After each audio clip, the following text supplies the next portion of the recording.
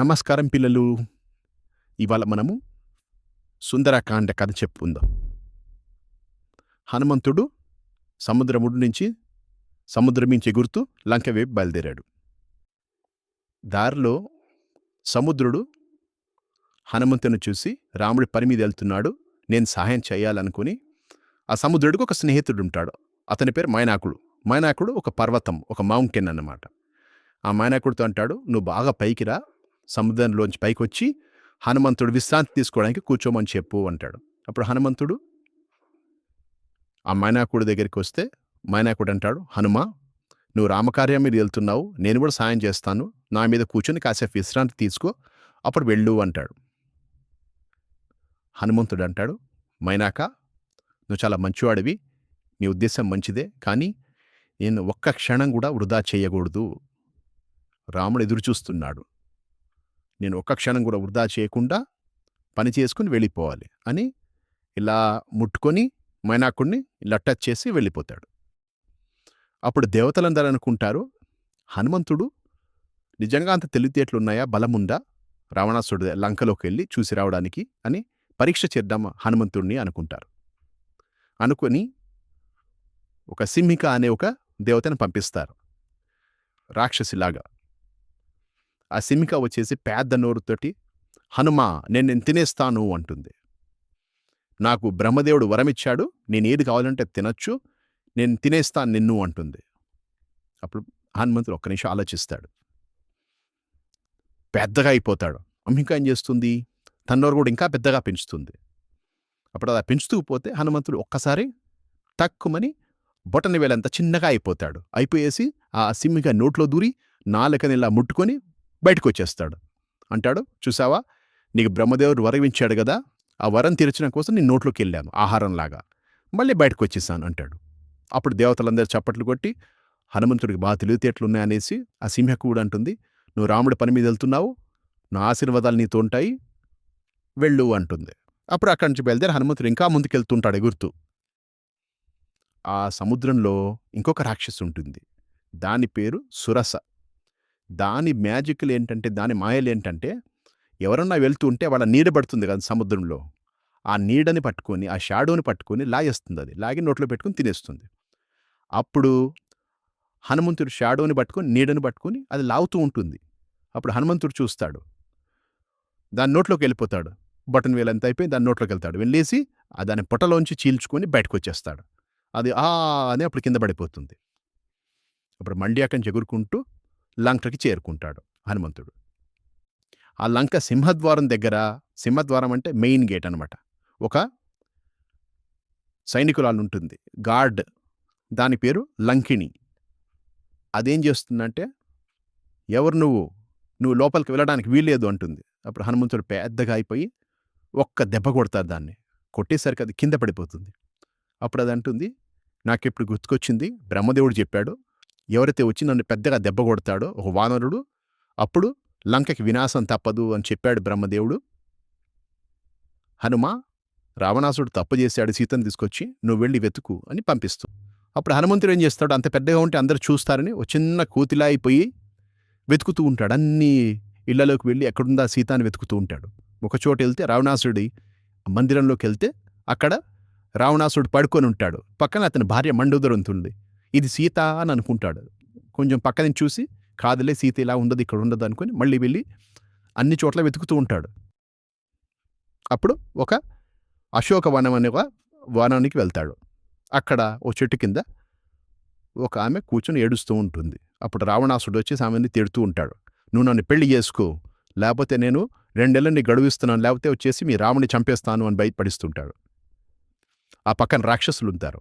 అప్పుడు హనుమంతుడు చెట్టు మించి ఇదంతా చూస్తాడు. వాళ్ళందరూ వెళ్ళిపోయిన తర్వాత హనుమంతుడు మెల్లగా సీత దగ్గరికి వెళ్ళి, అమ్మా తల్లి, సీతమ్మ తల్లి, నన్ను రాముడు పంపించాడు అంటే సీత నమ్మదు. నువ్వు రాక్షసుడు ఏమో, నువ్వు రావణాసుడు మనిషివా అంటే కాదు అని అప్పుడు రాముడు ఇచ్చిన ఉంగరం చూపిస్తాడు. అప్పుడు నమ్ముతుంది సీత. అంటుంది, రాముడు బాగున్నాడు అంటే అప్పుడు చెప్తాడు, రాముడు బాగున్నాడు తల్లి, నువ్వు కూడా క్షేమంగా ఉన్నావు అని సంతోషంగా ఉంది, నేను వెళ్ళి చెప్తాను, కానీ నువ్వు నాతో వచ్చేసేయి, నిన్ను భుజాల మీద ఎక్కించుకొని తీసుకెళ్ళిపోతాను రాముడి దగ్గరికి ఇప్పుడే అంటాడు.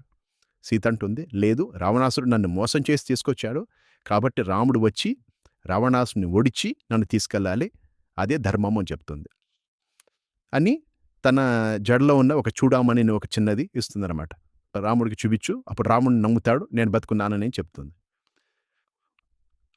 హనుమంతుడు అప్పుడు సీతకు నమస్కారం చేసి బయలుదేరతాడు. అప్పుడు హనుమంతుడు ఆలోచిస్తాడు, ఊరికి వెళ్ళిపోవడం ఎందుకు, ఓసారి రావణాసుడిని చూసి వాడికి మన బలం చూపించి వాడికి చెప్పేసి వెళ్దామనుకుంటాడు. కానీ వాడి దగ్గరికి ఎలా వెళ్ళాలి అని ఆలోచించి ఆ వనంలో ఉన్న చెట్లన్నీ పీకడం మొదలెడతాడు. అశోకవనం అంతా ధ్వంసం చేసేస్తాడు. ఏ చెట్టు వదలకుండా పీకేసి విసిరేసి ఎవరిన వస్తే వాళ్ళని కొట్టేసి చేస్తుంటాడు. అందరూ భయపడిపోయి రావణాసుడికి చెప్తాడు.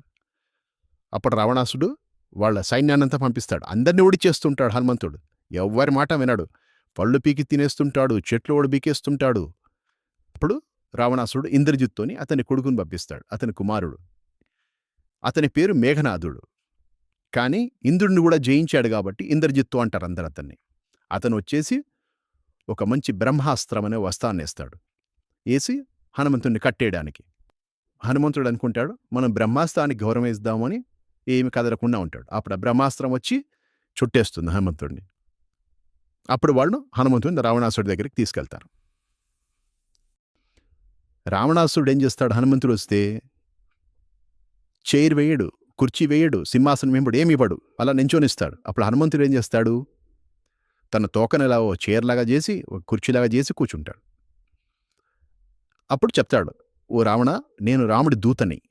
రాముడి సందేశం ఏంటంటే నువ్వు మర్యాదగా సీతని రాముడికి ఇచ్చేసేయి, అప్పుడు నిన్ను క్షమిస్తాడు, లేకపోతే యుద్ధంలో నిన్ను ఓడిచ్చేస్తాడు రాముడు అని చెప్తాడు. రావణాసుడు కోపం వస్తుంది. చంపేయండిరా ఈ కోతిని అంటాడు. అంటే అప్పుడు విభీషణుడు ఒక మంచివాడు ఉంటాడు, వాడి తమ్ముడు. రావణాసుడు చెడ్డవాడైనా వాడి తమ్ముడు విభీషణుడు మంచివాడు అనమాట. విభీషణుడు అంటాడు, అన్నా దూతని చంపడం మంచిది కాదు, తప్పు. అతను తప్పు చేస్తే ఓ శిక్ష వేయి, అంతేగాని చంపద్దు అంటే. రావణాసుడు ఆలోచిస్తాడు, ఇది బాగానే ఉంది, కోతులకి తోకంటే చాలా ఇష్టం కదా, ఆ తోకను తగలబెట్టేయండిరా అంటాడు.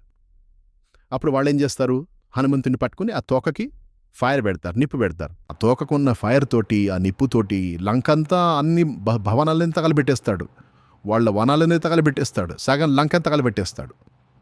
అందరూ అప్పుడు ఏమంటారు, అందుకనే హనుమంతుడిలా ఉన్నావంటే చూసి రమ్మంటే కాల్చి వచ్చావురా హనుమంతుడిలాగా అంటారు. అంటే హనుమంతుడి పని ఏంటి, చూసి రమ్మన్నాడు రాముడు. సీత ఉందాక అక్కడ చూసిరా అంటే ఏం చేశాడు హనుమంతుడు, సగం లంకని కాల్చేసి వచ్చాడు. అందుకనే చూసి రమ్మంటే కాల్చి వచ్చావు హనుమంతుడిలాగా అంటారు.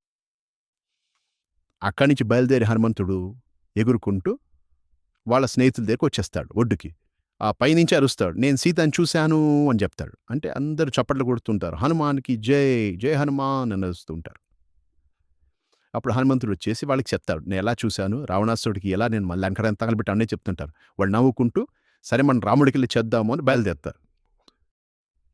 వెళ్తుంటే దారిలో వాళ్ళకి ఒక పెద్ద వనం కనిపిస్తుంది. ఆ వనము మధువనం అంటారు దాన్ని. అందులో మంచిగా తేనె, పళ్ళు, మధువు అన్నీ ఉంటాయన్నమాట. వాళ్ళేం చేస్తారు, ఎలాగో మనం సీతను చూసాం కదా, రాముడు సుగ్రీవుడు మనని మెచ్చుకుంటారు, ఒకరోజు లేటుగా వెళ్తే పర్లేదులే అనుకొని అక్కడ కూర్చొని హాయిగా మధువు తాగేసి, తేనె తాగేసి, పళ్ళు తినేసి, డాన్సులు చేసుకొని బాగా పార్టీ చేసుకొని ఆ రాత్రి అక్కడ పడుకొని మరుసటి రోజు పొద్దునే వెళ్తారు. అప్పుడు రాముడి దగ్గరికి వెళ్ళి హనుమంతుడు సార్, రామ నేను సీతను చూశాను, ఇదిగో చూడమని ఇచ్చింది సీత అంటే, రాముడు చూసి కళ్ళలో నీళ్ళు వస్తాయి రాముడికి.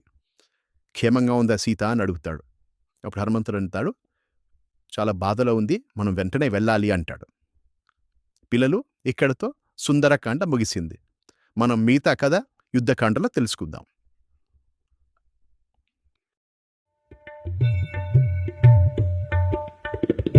రామరసామృత గానము సేయగ రంజిలవే మనసా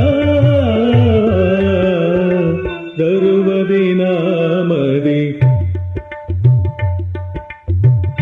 దండము నీకది